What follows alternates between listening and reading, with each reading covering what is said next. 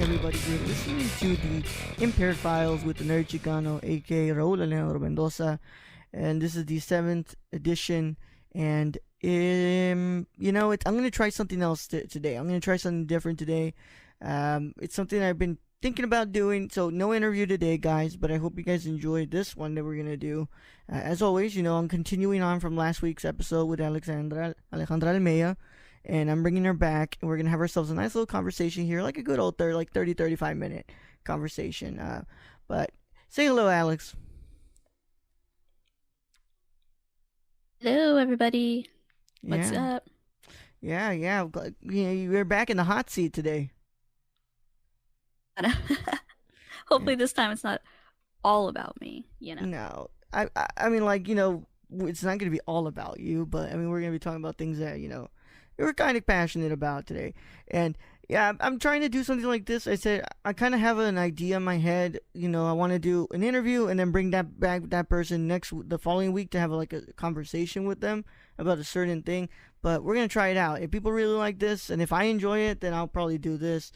But we'll see what's up. Right now, we're gonna go ahead and get things underway.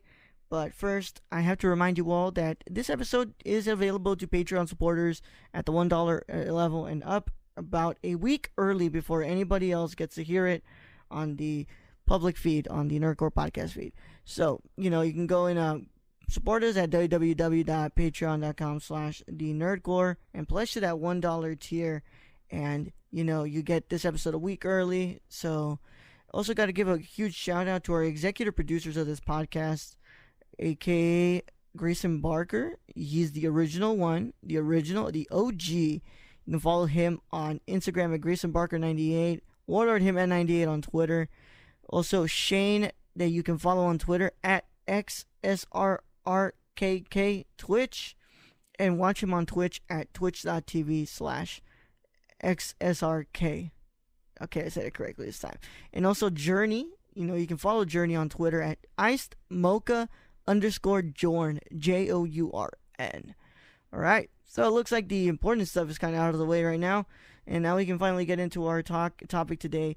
I bring back Alex to do, if you guys didn't listen to last week's episode, you should probably go and listen to that before this, but if you don't and you want to hear what we're going to be talking about, Alex is a designer and artist, and we both have similar tastes in a lot of the movies that we watch, and a lot of the movies that we watch seem to kind of revolve around a lot of different topics, such as, trauma, mental health, but one of them is a big thing, and it's, it's the kind of the taboo of filmmaking itself, and some of them, that topic is sexuality.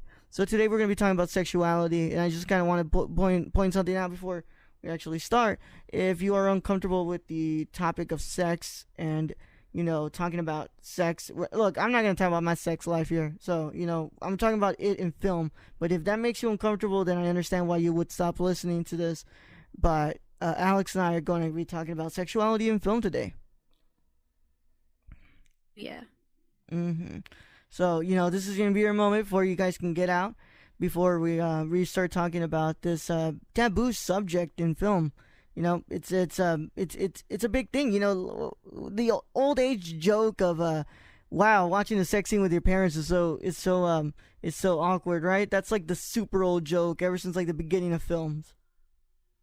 Yeah, and everyone always, even if it's not with your parents, it's with your friends or something, everyone's like, "Oh, this is uncomfortable" or something. Yeah.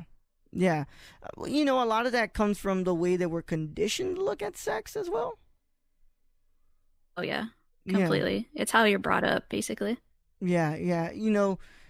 To me, I'm not gonna say that it never made me uncomfortable. Of course, it did make me uncomfortable. But once I started watching more movies, once I started studying the way the films are made, and the creative processes that go into it, I really grew a not passion, an appreciation for how sex is portrayed on film, even though sometimes it's kind of portrayed a little bit too over exaggerated. And look, guys, I'm not here. By the way, before we even get more deeper into this conversation, I'm not making a case for pornography here. That's something completely different. But I'm talking about in Hollywood, erotic thrillers and stuff like that. I'm not talking about straight up shit you find on Pornhub.com. So that's not what I'm talking about here. Yeah, if you guys enjoy that, No that's on plug. you. Hey, that's on you guys. I'm sorry. Hey, I'm plugging them. Whatever. If hey guys, like if you guys enjoy that, that's on you. But I'm talking about a different form of sexuality that's expressed on the on films, and it's the ones that that you usually see in a theater, or you see in a Blu-ray case. I don't know. You know what? I'm kind of diverging from this, but yeah. Look, it's taboo. It's a lot about the way we're brought up and we're conditioned to look at it.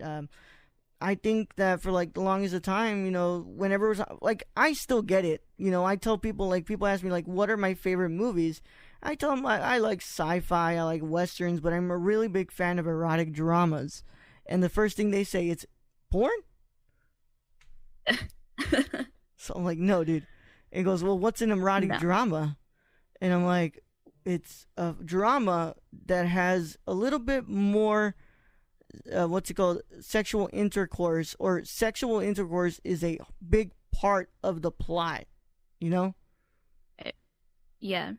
It's Mm-hmm. more delved into the Mm-hmm. of the characters. Yeah. Yeah.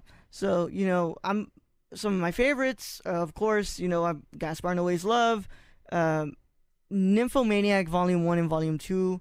I like Volume 1 more than Volume 2, but what's it called? They're both really, really good movies. Those are where, sex and sexuality is a big part of the plot. And that's what I would, kind of describe an erotic drama as. Those two films that I'm thinking about.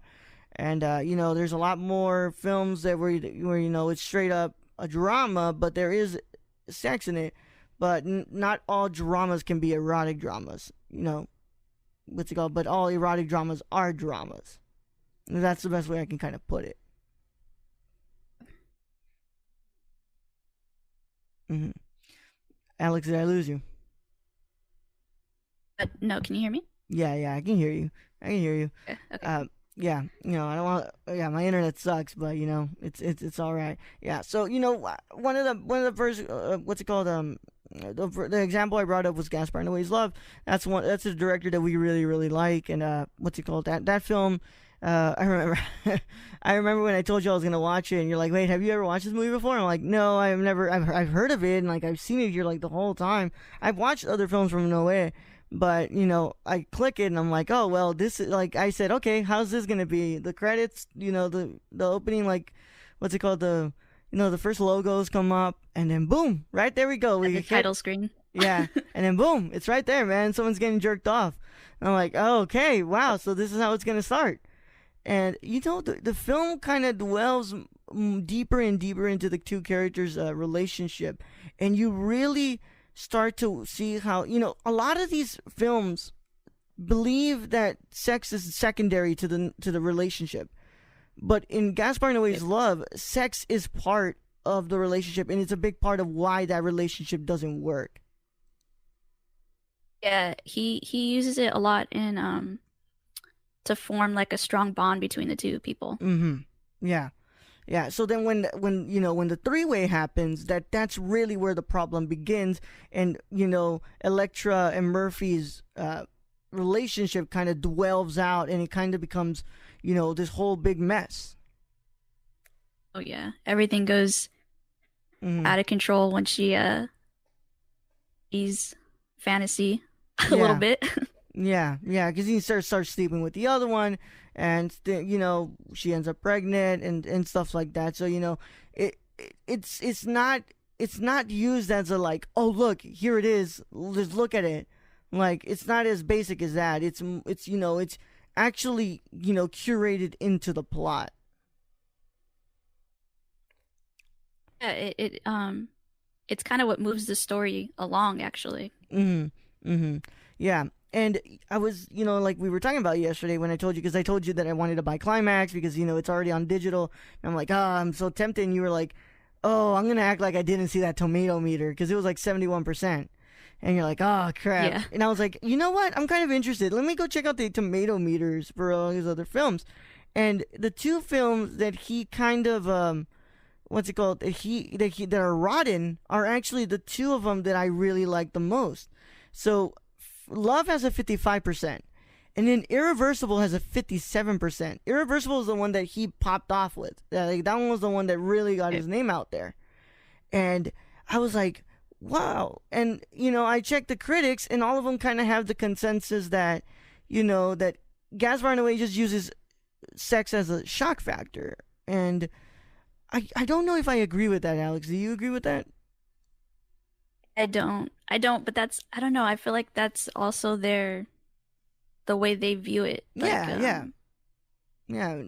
so to them, it's a shock value. Yeah, and look. By the way, there are directors out there that use sex as shock factor. I mean, look at a lot of the old like Brad brings up the what's it called, the idea of Hostel, where that's not really sex, but it's like the torture stuff, and it's like that stuff is like it's kind of always used as shock factor sometimes, but I think with Noé, the way he uses this topic, and the way he uses it throughout the film, it's very different because shock factor would just be the whole film being just sex after sex after sex, and it's not. It actually has a lot of really intimate dialogue, and the conflict is shown throughout the film, but it's just the conflict itself is sex, and the decision that happened after what's it called, when Murphy slept with that other girl.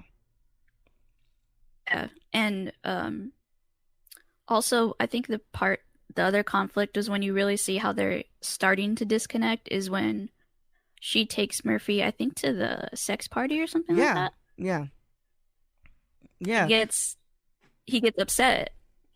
yeah. Yeah, because Murphy's like, she can't, it's funny because Murphy was over here banging another chick, but he can't stand the sight of seeing his chick being banged by somebody else.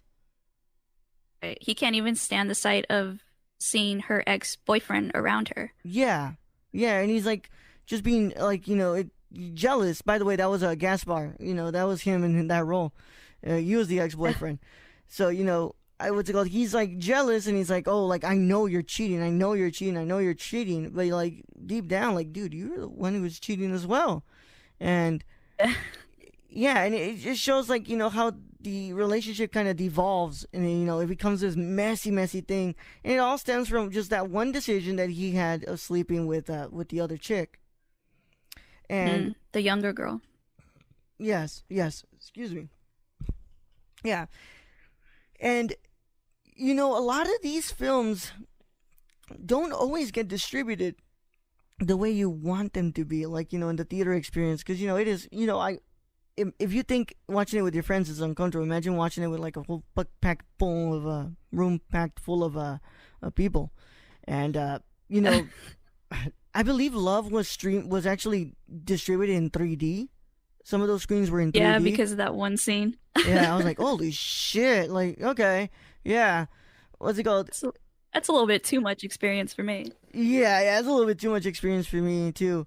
What's it called? And a lot of that is also because the way we're brought up as well. Sadly, they're like, okay, this isn't marketable, and maybe, but as well, like I get it. Filmmaking is a money process. You have to make film. You have to make money from your film, and I bet the best decision for Noah's Love was to put it on Netflix and have people watch it there, because that's probably how he's making his money off. The theatrical run was probably not the same thing, but also like you're kind of denying the film audience a different outlook into filmmaking. It's not the gentrified product that we see nowadays. Like people are kind of afraid, to go outside of the box and watch stuff. It's kind of the way I view people's thoughts on Irreversible as well. People are like, this is shock factor as well. This is a really disgusting movie. And I'm like, it's like, kind of think about it a little bit deeper. The fact that he's showing us the effects first, what happened first, and ending it where the beginning of the day starts. It's supposed to be taken a little bit deeper. Like you got to think about it a little bit. But this is not a conversation about the film audience and whether they think a lot or not. But yeah, it kind of just like saddens me that like these films don't get put out in theatrical releases because people see them as like they're not the product they want to see at the moment. Right. And I was gonna ask you too, because I was kind of curious, like if they show on the tomato meter as far as the critics go, how many critics are American critics and how Oh many yeah. are of European? For Love? Because um, just whoever critiques the films All right. Yeah. Well, I can of like, check that out right now because it is very different from how we see what's it called. Because the American audience is very different. And I talked about this with Ayden when we talked about this film. I was like, yeah, like what's it called? I prefer foreign films because I feel like what's it called? The American studio is just doesn't take as many risks as the foreign films. right. Um, And to kind of tie into that with Love, it mm-hmm. kind of shows it in that as well, as you have Murphy, who is an American, and you have Electra, who is French, Mm-hmm. and it shows kind of their background. So Mm-hmm. sexually than he is, and that's why he gets upset so easily. Yeah. Just a scene or being around that kind of culture. Yeah. Look, I'm over here checking out the critics and Owen Gleiberman from BBC.com said it's bold, fleshy, and audacious, at least in theory, but it is also numb. Um, that's the critic, right? Charlotte O'Sullivan from the London Evening Standard gave it a positive review.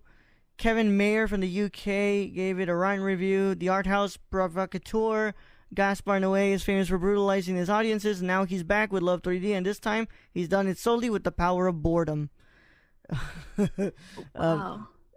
Jordan Cronk. By the way, none of these are reviews from, well, except for Charlotte O'Sullivan, but none of these are women as well.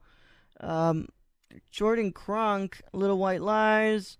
Peter Howell from Toronto Star. Alison Wilmore from BuzzFeed News. Adam Lowe's from Cineview. Tom Denson from Women with a View. PJ Navarro. Patrick Navarro, okay. None of these are like, I don't know where these critics are from, but I'm going to guess that a lot of these are American, Yeah. Seattle, Washington. What's it called? Robert Vickery Myth. Yeah, nothing like other critics. There's a lot. There's just some diversity here in these critics. You have women, you have some POC in here, but I don't see anything from like other countries. Look, Japan's time. James Hadfield. Oh, but that's a white dude writing for the Japan Times. Okay. Yeah. Oh, look, here we go. Carlos F. Herdero, Caimán Cuadernos de Cine. The film can boast one thing, having the most idiotic and moronic dialogue in cinema history. Full review in Spanish. Oy. Uy. Oh my goodness. But look over here. Gonzalo Lira Galvan from El Fanzine. Although masterfully acted by its three main actors, the only new offering in this film responds to the natural need of Noé to cause a shock in the audience. But that was a fresh review. Yeah. Oh. Yes. And it's funny because I wonder, okay, Love, when did Love come out? What was the exact year? 2015. 2015, 4 Mm-hmm. years ago. I wonder if people were to see it now, if they'd have a different Yeah. opinion about it. I'd be interested Even though in it's that not too. far from. Mm-hmm. 2015 isn't that long ago if you think about it. No. Mm-hmm. Yeah. And I want to jump. I don't want to jump away from Gaspar, but there's another film that I always think that I watched in my history of film noir class, and it was a neo noir. It was done by by Lily and Lana Wachowski. Back then, when they weren't when they hadn't transitioned yet, so they were going under the Wachowski bros. But Lily and Lana made a film called Bound. It's a really, really good film, and it also includes one of the most beautiful, shot and angle wise, beautifully shot sex scenes ever. So you start in the back, well, not in the back, in the front, and these two women are obviously having sex together, and the camera kind of like goes, but it does like a J. It goes straight and then it curves and it goes on top and it shows it's passing through the skin and everything, and it that was one thing that we talked about last time when we were talking on this last episode.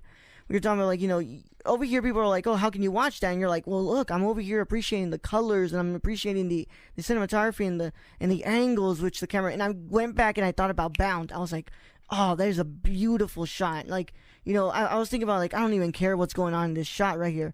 The fact that they were able to do that kind of like straight, curve it, and then go on top of the skin and show everything. I'm like, oh man, that was like beautifully shot.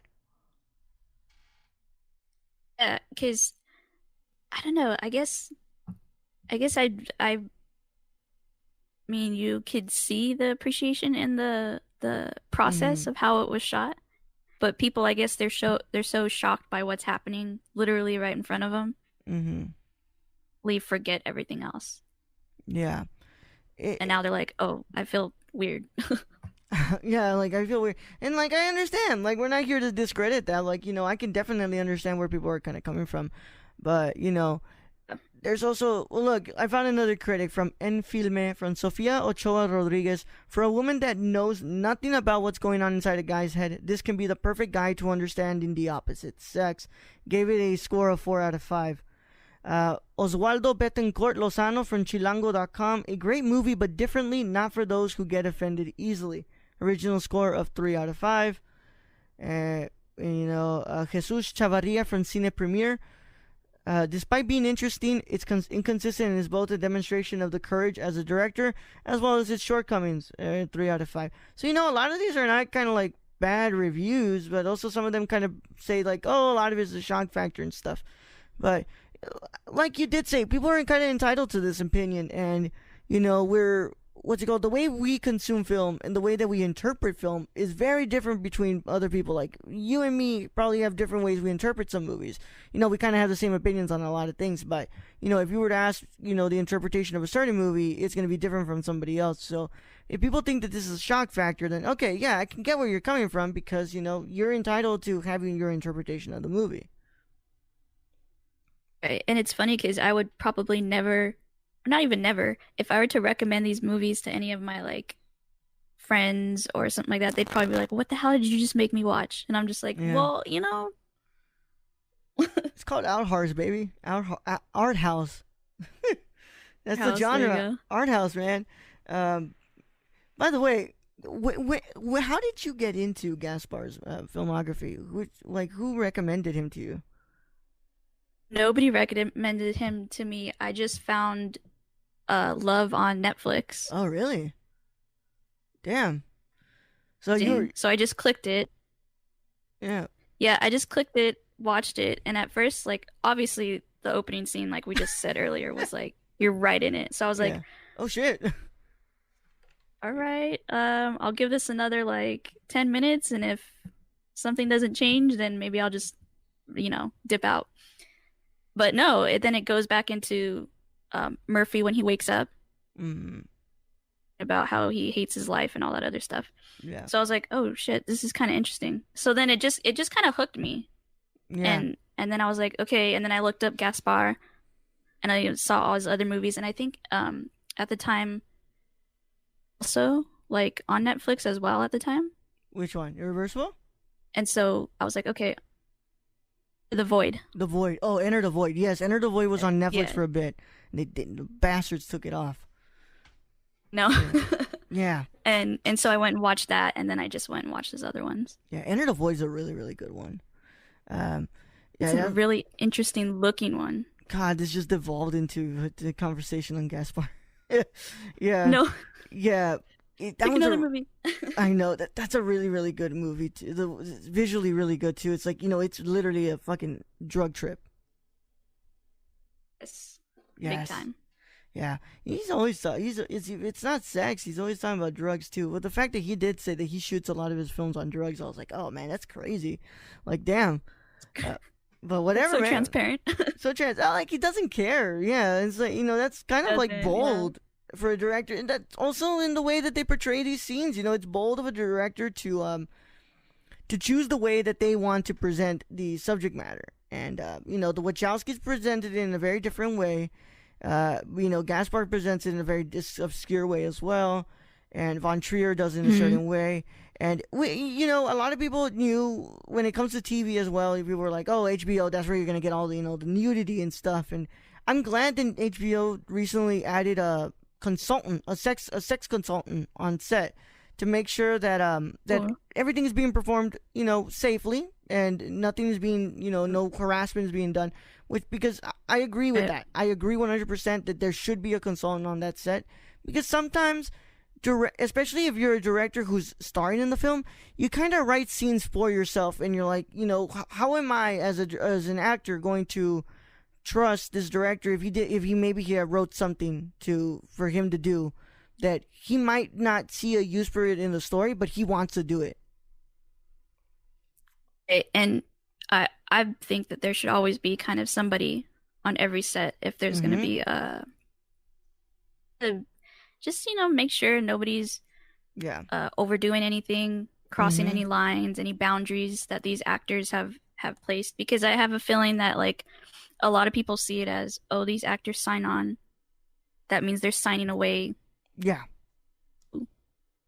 Yeah, and it should not be that way because part of having sex is having safe sex. The version that that the consensual way that nobody is getting hurt, no one's getting hurt or anything, and no one's being put in danger. So when you have a consultant on set, not only does it help the quality of it because you find out like, hey man, like I'm just gonna tell you like this doesn't looks a little bit too exaggerated. You might want to come from it from this different angle, and the director might change that.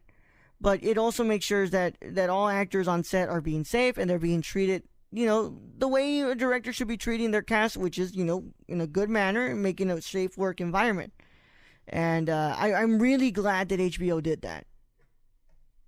That was a good call. Yeah, especially because of their show, The Deuce. It's literally about the pornography movement in the '60s. So they had to get a consultant on there. So Yeah, that would be very smart decision for them. yeah, yeah. Um, so I'm also trying to remember other because that sex is also exaggerated at times. Sometimes it's like made to Yeah. be this thing that isn't what it is, and that's sadly the point where people are like, when I ask people like, why are you so uncomfortable watching this, and some people tell me like honestly they go, it's because that's not what it is. What they're showing you on screen, that's not what it is, and I think that's where the consultant can help you a lot. Like, and also I I think mean, okay, go ahead, go ahead. oh, I was just gonna say a lot of creators and I'm sure directors. I'm not a director, so I don't know, but your imagination's very wild. So what you think would work doesn't necessarily translate Yeah, in actual, real life people, experience. Yeah. Also, nobody should be watching films to kind of get a look of what they should do. That's for your Right, life yeah. to find out. And also, whenever you go watch a film, you should have the notion in your life, in your head, that hey, this isn't exactly how it is. I'm watching somebody's story that's created. And if it's about, if it's based on a true story and stuff like that, whatever. But most of the time, that writer is crafting the story in their point of view and the way they want to make it. So the director will implement those scenes in the way they want to implement it. So you're not watching something that's like, quote unquote, like real. You're watching something that's been crafted and it's been, it's been revised thousands of times to make sure that it's presented in a certain way. So you should never go in there thinking like, okay, this is how it is, like this is the way it is. It should be, because every director has a different view in their head of the way they want to present certain subject matter. Right. You don't want to walk in there taking notes necessarily. Yeah, you don't. And a lot of that is also the way that the world is built sometimes, and the way that we consume things, and sadly it leads for us to have preconceived notions, and but also you should be a little bit more open minded to to kind of breaking down certain things that you see in a movie, and always know that things aren't put in there for no reason. Hmm. Mm-hmm. Yeah. They're not put in there for no reason. There's a reason behind them. If they're put in there for no reason, chances are that you're not watching a really detailed out film. You're kind of watching a blockbuster where things such as like So something like that's kind of thrown away by there, and it's like, oh, really, that really didn't mean anything. But when you have like a director that meticulously crafts their work that they're putting on the screen, something as taboo as sex means something. Right. Mm-hmm. Yeah, I feel like I've been taking this whole It's. I conversation. mean, I feel like in blockbusters, they just kind of throw it in as like a filler scene. Yeah, it's like, okay, like, hey, we got 5 minutes to spare in the runtime. What are we gonna do? Oh, hey, let's go get some tension in here. And then you're like, no, like, and then you see the couple after, and they're like, not really, there's not really any build up after that. There's like, it's just there. Right? Yeah, And now they're madly in love with each other. yeah, like that's what I kind of, you know, I know that director of what's it called what's its name, Blue is a Warmer's Color. That guy Kemichi, right? I can't remember his last name. No, Oh, I know he's an yeah, asshole. it's a very long last name. Yeah, I know he's an asshole. I know what he did is really wrong. But one of the things that I do commend him for doing, especially, he doesn't give it to you right away. He doesn't give you the sex right away. He's building up to it. There's tension there. There's tension. And once that tension cracks and that sex happens, you're like, okay, I'm rewarded, because then after this, it doesn't go downhill. Like, I mean, well, it does. The relationship goes downhill, but it doesn't, like, the character development doesn't go downhill. You're still riding on that high that they have with each other. Fuck that guy and what he put those actresses through as well, right? But I wanted, in a way, I don't want to excuse it, but I did want to command that the way you build up to that certain moment, that's what counts. It's also what I command Luca Guadagnino for in Call Me by Your Name. There's a lot of tension there with Timothée Chalamet and Armie Hammer, but the sex doesn't happen in the first 20 minutes. Like, it's building, and when it finally builds and you're rewarded with it, that relationship doesn't feel thrown away after. It keeps on. You're riding on that high, and you're still riding on it. Yeah, and I can another film I think that did that pretty well was Carol, Yeah. Ooh, I have never watched that one before. by Todd Haynes, and Yeah. I finally gave it another shot because I had actually told Ashley that I didn't care for it the first time around. Like, I fell asleep like twice. Yeah. I don't like this movie. And then I gave it another shot a couple weeks ago, and I was like, okay, it's a good movie. I can see why people hold this one kind of near and dear. Yeah. Carol, where can I find that? That's actually on Netflix. All right, I'll watch it. I'll watch it. But this is a really really good conversation. What's it called, Alex? I'm really really into this. Let's go get get a little bit of last final stuff in here before we wrap up. I guess it's I don't see the reason why it would be taboo. I don't see it, but at the end it's always the way that we see things in this world, and not everybody's gonna have the same outlook, because life would be boring that way. Right. Mm-hmm. Yeah, it's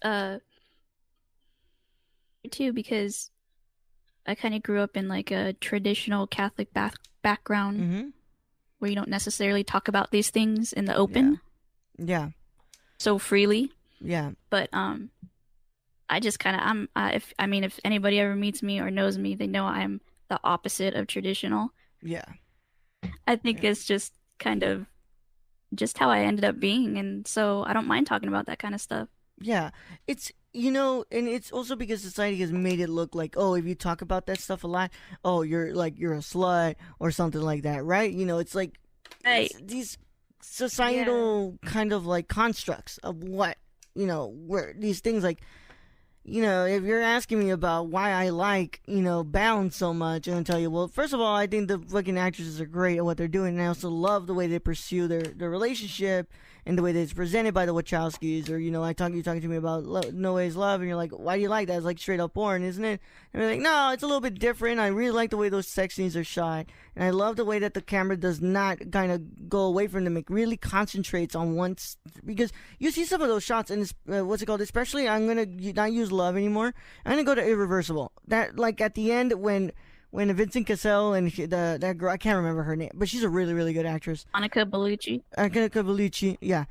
Cassel and Bellucci, when they're in that bed, I love that Noed does this thing where like the camera does not move away that much. It's always kind of going from one certain area to the next, but it's not doing it like a straighten their face or something. It's kind of stationary right there where you need to be seeing it. And he does the same thing in Love, but I really like the way he does it in Irreversible. Yeah, it's kind of like kind of effortless. Yeah. Yeah, it's like if we're because No sudden movements. No sudden movements, and like if you're like me, when I first watched that movie, I was really, really into it. So like I didn't even notice that I was moving. Honestly, I felt like I was the camera, just kind of watching, spectating, and moving with it. I didn't see the movements like so as clear, and I find that so interesting, and it's a very, very different attempt when you think about it. There's also scenes in Love where that happens. It's like the what's it called, the three-way. It's the camera is from the top, and it's right there. It's just showing like that much, and there's not a lot of movement. It's like it's just stuck there, and you're watching this unfold. Okay, and you're kind of you're paying attention to the characters. Yeah. You're letting them do all the telling, basically. Yeah, you're watching them as they tell the story, and that's very, very different from, let's say, what's an example?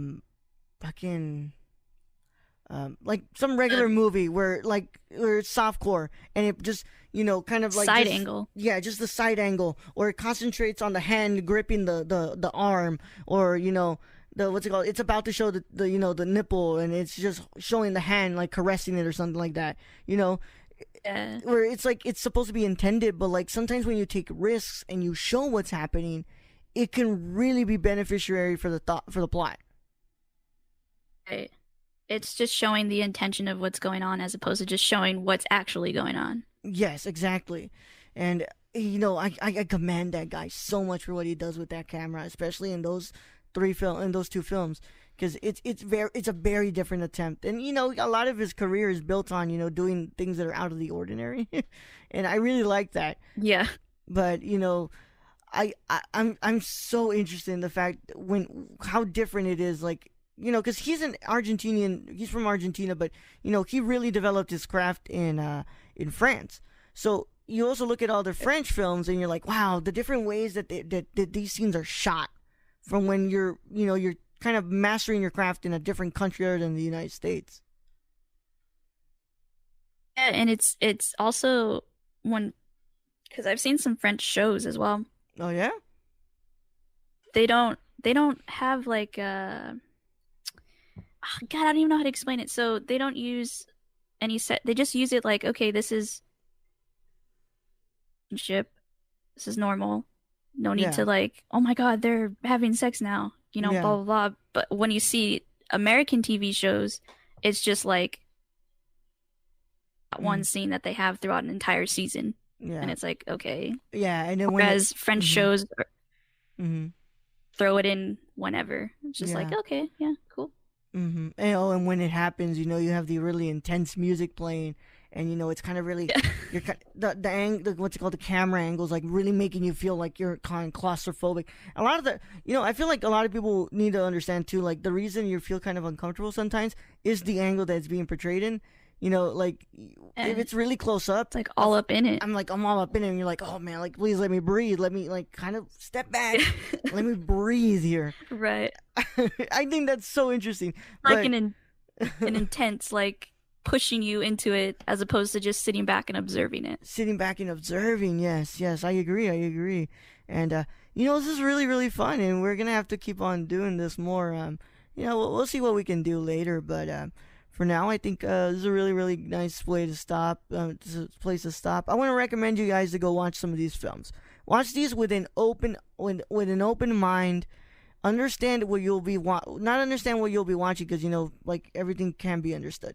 But I mean, like kind of prepare yourself what you're gonna watch, but consume it in a different way. Don't just watch to be entertained. Watch to kind of consume something different, a different outlook. And I can recommend you guys Love. Not everybody should watch Irreversible, but if you're gonna watch Irreversible, I just want to a content warning out there, a trigger warning. Has a very, very, very detailed Yeah. rape scene. And I would understand why people would not want to watch that. Yeah, So very intense. yeah, it's very intense. But what's it called? I was really surprised that the actress was the one who wanted it to be filmed that way. What's it called? Mandate. It was Yeah. like, she had a lot to say in the way that scene went, which I think is really, really interesting. And Irreversible Love, Bound. You guys should really watch Bound. This is a really, really good neo noir, and a Need lot to of watch Bound. yeah. Oh, it is so good, Alex. I believe that's the second film from the Wachowskis. It came out right before The Matrix. It was in '95, I believe, and it's really, really, Yeah, really I good. just looked it up. Yeah, it's a really, really good movie. So you guys should go definitely watch those movies. And it's been a really fun time with you, Alex. We'll see when we can get you back on. I really, really like this. Yeah. I really like this, and I think that I could continue doing something like this in a way. We'll see how we can fit. Maybe we can do 1 week an interview, 1 week a conversation. Hell, we can make these conversations part of the Patreon. This could be a Patreon section of the interview when it happens. But I don't know.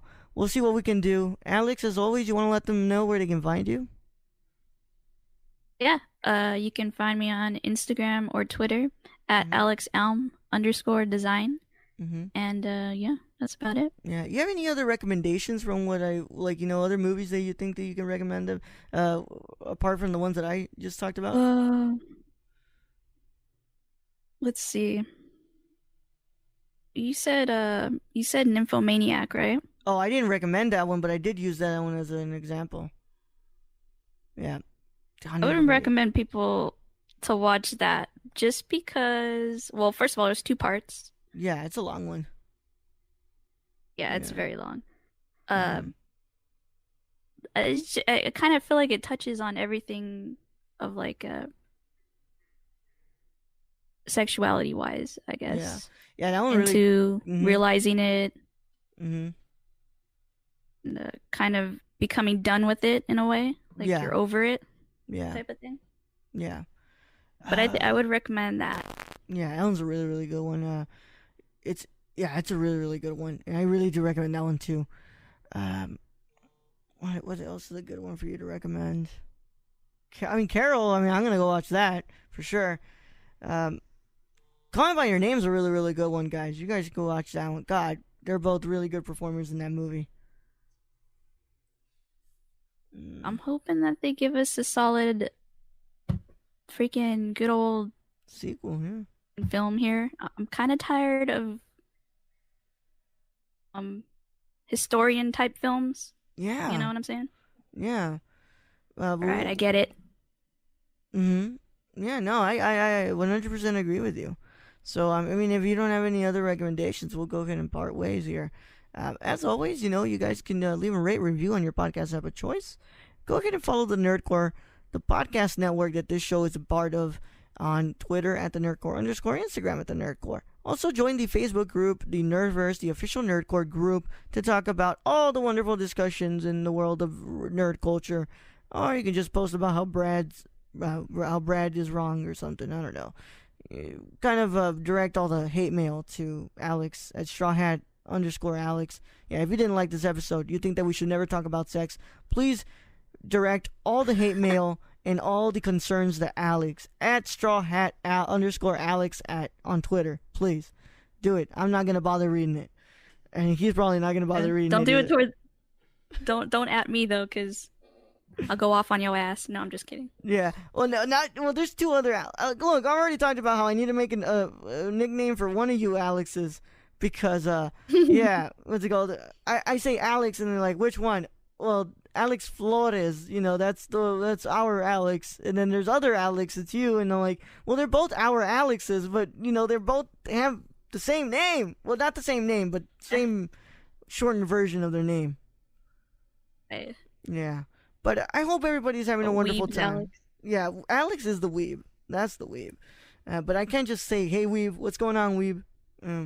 But but I want to thank Alex here for joining me again this week, and we'll be back next week when we have another interview. I don't know who it'll be, but I'm pretty sure it'll be someone awesome. So, as always, thank you so much for listening, and the file is closed, but not classified.